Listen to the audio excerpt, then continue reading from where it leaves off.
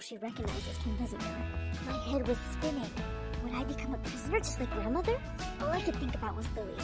So I called him and told him about what had happened to me. He came over straight away, and I burst into tears when I saw him.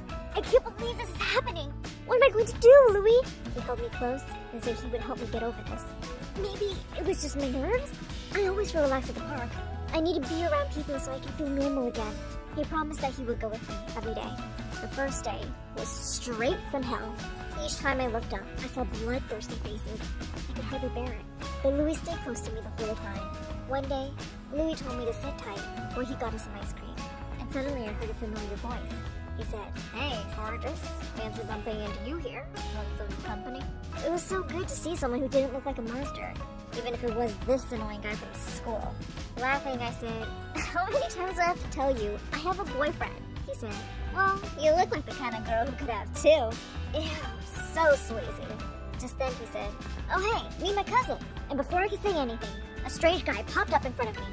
He said, "Oh, you're the girl he's always talking about.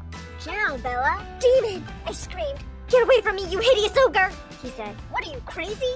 I literally have hundreds of girls watching my Insta stories every day just to see me brush my hair." Louis came running back and took me away quickly. I was really shaken and refused to go anywhere for a couple of weeks. Louis came by to see me a few times, but he seemed distant.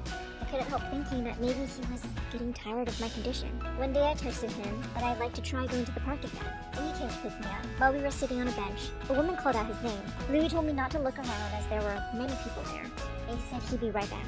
But he kept me waiting for a really long time. By now, my curiosity was getting the better of me. I squinted my eyes so I couldn't see anyone too clearly, and turned around. There was Louis, sitting on a bench not too far away, with some leggy blonde in a red dress. When he finally came back, I asked him who she was. "Oh, just my elderly neighbor.